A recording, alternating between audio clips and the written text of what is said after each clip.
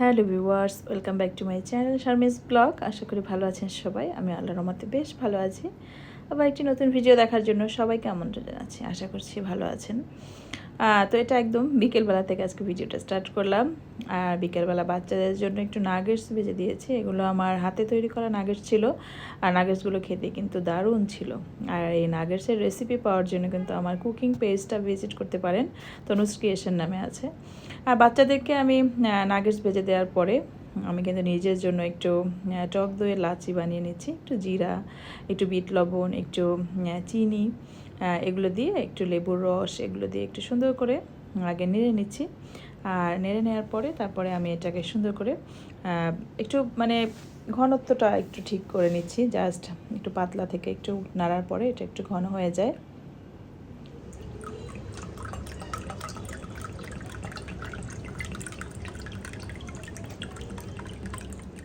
আর তারপরে এটার মধ্যে আমি পরিমাণ মতো পানি দিয়ে নিয়েছি। আমার আসলে যতটুকু দরকার পানি দিয়ে খুব সুন্দর করে নিয়ে নিয়েছি। এটা ব্লেন্ডারে করলে ভালো হয়। আর যেহেতু আমি অল্প একটু করছি আমার নিজের একার জন্য, সেহেতু আর ব্লেন্ডারে করলাম না। আমি চামচ দিয়ে একটু সুন্দর করে নিয়ে নিয়েছি। আর তারপর এই যে পিজাটা দেখতে পাচ্ছেন, এটা কিন্তু আমার কুকিং পেজের জন্য করা ছিল।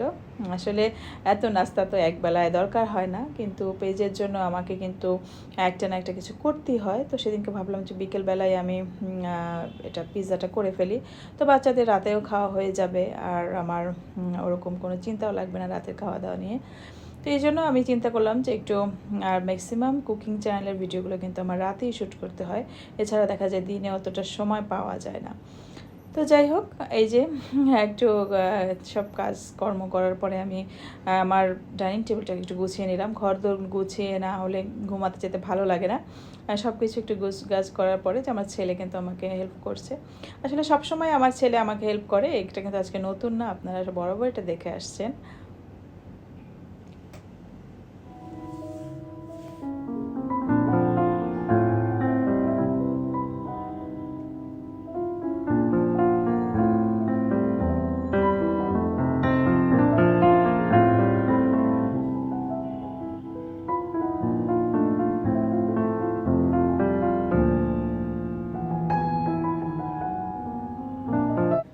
আর তারপরে এটা কিন্তু একদম রাতের বেলা আমি আমার কিচেনটাকে ক্লিন করি এভাবে। আসলে সবসময় আমি হাঁড়ি পাতিল জমিয়ে রাখি না, যখন পসিবল হয় ম্যাক্সিমাম সময় আমি চেষ্টা করি হাঁড়ি পাতিলটা ধুয়ে আমার কিচেনটা ক্লিন করতে।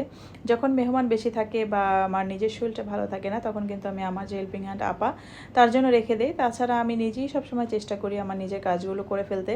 আসলে যখন শরীর মন ভালো থাকে তখন কিন্তু কাজ ফেলে রাখতে একদম ইচ্ছা করে না, কাজ করতে ভালো লাগে। আসলে কাজ করলে আমার নিজেকে খুব হ্যাপি ফিল লাগে বা নিজের কাছে খুব ভালো লাগে যে না, আমি কাজ করছি, আমার সময়টা খুব সুন্দর করে যাচ্ছে বা আমি আমার প্রত্যেকটা সময়কে খুব সুন্দর করে কাজে লাগাতে পারছি। তো এই জন্য আমি কিন্তু খুব চেষ্টা করি সব সময় নিজের কাজগুলো নিজে করতে, এবং রাতে আমার থালাবাটিগুলো ধোয়ার পরে কিচেনটা খুব সুন্দর করে ক্লিন করে রাখতে। আমি সবসময় এটা চেষ্টা করি।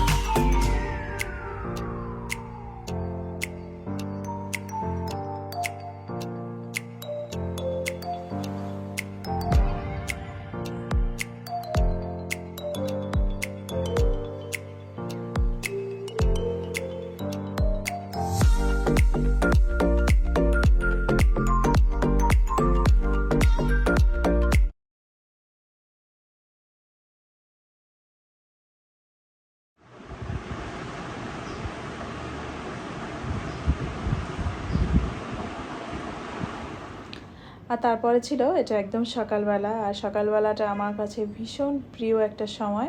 আমি কিন্তু যতটা পারি চেষ্টা করি সকালবেলা উঠতে। আসলে অতটা মর্নিংয়ে আমি পারি না, তারপরে চেষ্টা করি। হয়তো এটা একটা ফ্রাইডে ছিল আর ছুটির দিন, আমার ছেলে হাজব্যান্ড কোচিংয়ে নিয়ে গিয়েছিল, তো বাসায় আমি আর আমার মেয়ে ছিলাম।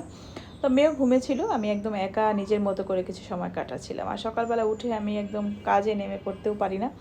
সকালবেলা উঠে আমি একটু কিছুক্ষণ নিজের সাথে এভাবে সময় কাটাই, একটু গ্রিন টি খাই, একটু ফোন দেখি, কিংবা একটু লিস্ট করি আমার কি দরকার কি দরকার নেই, আমার কি কাজগুলো করতে হবে, আর একটু সারন্দা পড়ি। এটা কিন্তু আমার একটা অভ্যাস এবং আমার এটা ভালো লাগা বলতে পারেন। এত বেশি নিজেকে মনে হয় যে না, আমাদের এই ছোট্ট একটা জীবনে এত বেশি চাওয়া পাওয়া, এত বেশি হাহাকার, এগুলো না থাকাই ভালো। এই যে এভাবে আছি না, আলহামদুলিল্লাহ, যেভাবে আছি, আমার মনে হয় এভাবে যদি আমরা নিজেকে নিজের জায়গা থেকে নিজে স্যাটিসফাইড থাকি, আমার মনে হয় তাহলেই আমরা একজন সুখী মানুষ হতে পারবো। তো আমার কাছে ভালো লাগে, আমি যখন সানন্দাটা পড়ি, একটু চা খাই, আমার নিজের কাছে নিজেকে খুব বেশি একজন সুখী মানুষ মনে হয়, যে না আসলেই তো আমি অনেক ভালো আছি। আমার তো ওরকম আলহামদুলিল্লাহ, যত প্রবলেম সবার জীবনেই থাকবে, তারপর সেটাকে ওভারকাম করে আমাদেরকে চলতে হবে। তো আমি কিন্তু এই যে গ্রিন টি খেয়ে উঠে চলে গেলাম, হাজব্যান্ড চলে আসছে ছেলেকে কোচিংয়ে নামিয়ে দিয়ে, তো তার খাবারটা রেডি করবো। আর আগের দিনের একটু কচু ভর্তা ছিল, এই ভর্তাটা এত মজা হয়েছিল, মানে কি বলবো, আমাদের নিজেরাই নিজেদের খাবার খেয়ে মাঝে মাঝে নিজেদেরকে বাহবা দিতে ইচ্ছা করে, বা নিজের রান্না খেয়ে নিজেকেই একটা প্রশংসা করতে ভালো লাগে, বা নিজের রান্নার কি বলবো, আমি আসলে জানি না এই রান্নাগুলো। আগের দিন আমরা এত ভাত খেয়ে ফেলেছিলাম দুইজনই, হাজব্যান্ড ওয়াইফ, আমরা আসলে সাধারণত এত ভাত খাই না। এই খাবারটা খেয়ে, মানে কচুর পাতা, এটা ভর্তা ছিল রসুন দিয়ে। তো এই রেসিপিটা আমার পেজে আছে, আপনারা যদি দেখতে চান আমার চ্যানেলটাকে, আমার ফেসবুক পেজটাকে ভিজিট করতে পারেন, তনুজ ক্রিয়েশন নামে। তো আমি একটা লিঙ্ক ডেসক্রিপশন বক্সে দিয়ে দিব, যে সেখানে আমার পছন্দের কিছু রেসিপি থাকবে। আসলে আমি তো আমার পছন্দের বা আমার স্টাইলে রান্নাগুলো করি, তো সেগুলো যদি আপনারা পছন্দ করেন কিংবা দেখতে চান, তাহলে অবশ্যই আমার নিউ একটা চ্যানেলটাকে ভিজিট করতে পারেন। তো তার আগের দিনের যে সর্ষে ইলিশটা ছিল, তো একটাই মাছ ছিল, তো এটা ভাবলাম হাজব্যান্ডকে দিব, আর সে খুব মাছ লাভার একজন মানুষ, সে খুব মাছ খেতে পছন্দ করে। তো এই জন্য আমি ভাবলাম যে না, এটা আসলে তার জন্য রেখে দিয়েছিলাম, আগের দিন আমাদের খাওয়ার পরে লেফট ওভার একটা ছিল। তো এটা দিয়ে সকালবেলা আমি গরম ভাত করেছিলাম, আর ইলিশ মাছ, আর তার সাথে একটু কচু ছিল, সব কিছু মিলিয়ে তার ব্রেকফাস্টটাও খুব ভালো ছিল। তো এটা খেয়ে সে খুবই মানে কি বলবো, খুব একটা তৃপ্তির একটা ব্যাপার আছে না, সকালবেলা দেখা যায় আমরা পরোটা খাই, কিংবা রুটি খাই, কিংবা ওটস খাই, কিংবা কর্নফ্লেক্স জাতীয় এই ধরনের খাবারগুলো আমরা খাই। তো সেই একটু ব্যতিক্রমধর্মী রান্না বা ব্যতিক্রমধর্মী খাবার ব্রেকফাস্ট খেয়ে সেও একটু আনন্দ পাচ্ছিল। আমারও মনে হলো যে না, এভাবে একটু ব্যতিক্রমধর্মী করাই যায়, সবসময় যে আমরা একটা গতানুগতিক ভাবেই চলবো সেটাও না, মাঝে মাঝে একটু ব্রেক হওয়া উচিত, সবার একটু টেস্ট চেঞ্জ করা উচিত। দেখা যায় এই খাবারগুলো আমার দুপুরবেলা পরের দিন বাসি খেতে ভালো লাগবে না, কিন্তু সকালবেলা খেতে কিন্তু ভালোই লাগবে।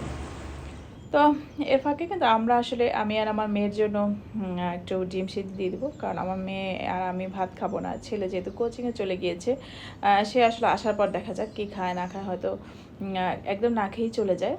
তো আমি আমার হাজব্যান্ডের জন্য খাবারটা রেডি করছি, একটু সাজিয়ে গুছিয়ে দিচ্ছি, যেহেতু একটু ইলিশ মাছ, একটু দেশীয় দেশীয় ভাব, আগের দিনের একটু তরকারি আছে, কচু, একটু লাউয়ের ঘন্ট আছে, সব কিছু মিলিয়ে আমি তাকে একটু সুন্দরভাবে প্রেজেন্ট করার চেষ্টা করছি। আসলে আমার কাছে ভালো লাগে, আমি কিন্তু বাসায় এরকম করে আমার ছেলেকে হোক, আমার মেয়েকে হোক, যখনই এরকম ওদের জন্য সুন্দর একটা প্লেট রেডি করে ওদের সামনে দিই, বা ওরা খুশি হয়, ওই খুশিটা দেখতেও আমার কাছে ভালো লাগে। আসলে এটা যার যার পার্সোনাল ব্যাপার, আসলে আমার কাছে ভালো লাগা একরকম, দেখা যায় অন্য একজনের কাছে সেটা ভালো নাও লাগতে পারে, বা অন্য একজনের ভালো লাগা আর একরকম, সেটা আরেকজনের কাছে ভালো নাও লাগতে পারে। তো এই আর কি। তো আমার আসলে খুব বেশি ভালো লাগে এভাবে করে পরিবেশন করতে। আর এই যে আমি একটু ডিম কুটে নিব। আর আমার মনে হয় সকালবেলা আমি আসলে ডিম খেতে খুব বেশি পছন্দ করি, আর মর্নিংয়ে আমি আমার মেয়েকে অভ্যাসটা করেছি, কারণ যেহেতু ও এখন একদম স্কুল গোয়িং একটা বাচ্চা, বা আমার ছেলে আসলে খাওয়াতে পারি না, তবে চেষ্টা করি খাওয়ানোর জন্য। আর ছেলে খুব বেশি খাওয়া দাওয়া নিয়ে ডিস্টার্ব করে, মেয়েও করে, দুইজনকেই। তো এদের সাথে তাল মিলাতে আমার খুব বেশি কষ্ট হয়, কারণ আমি যেভাবে রেগুলার রান্নার বাইরে ওদের জন্য একটু আমার রান্না করতে হয়, কারণ সব খাবারগুলো তারা খেতে কিন্তু পছন্দ করে না।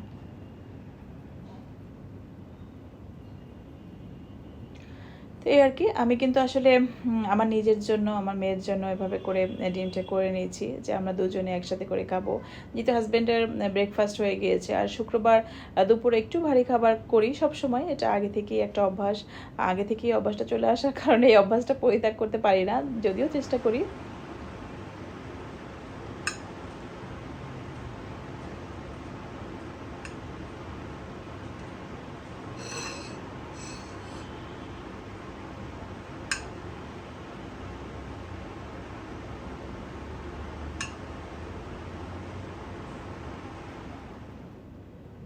আমি কিন্তু ডিমের উপর একটু বিট লবণ দিয়ে দিচ্ছিলাম, কারণ খালি ডিম খেতে একদমই ভালো লাগে না।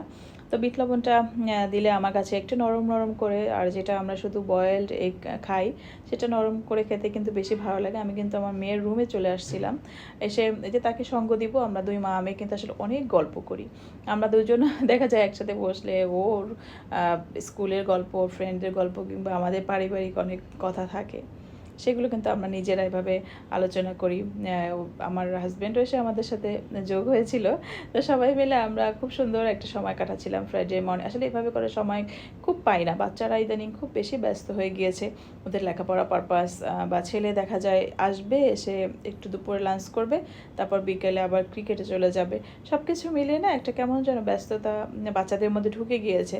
তো ওর সাথে সাথে কিন্তু আমরাও ব্যস্ত হয়ে যাচ্ছি, তো আমাদের কাছ থেকে আমাদের বাচ্চারা কিন্তু একটু দূরে সরে যাচ্ছে। এটাই আমি আমার হাজব্যান্ডকে বলছিলাম যে এভাবে কিন্তু আস্তে আস্তে ওরা আমাদের কাছ থেকে বিজি হয়ে যাচ্ছে বা দূরে সরে যাচ্ছে, আগের মতো আর না ওভাবে কিন্তু নাই তারা। তো এই জন্য মাঝে মাঝে খুব চেষ্টা করি আমরা সবাই মিলে একটু টাইম স্পেন্ড করার, একসাথে থাকার, একসাথে গল্প করার।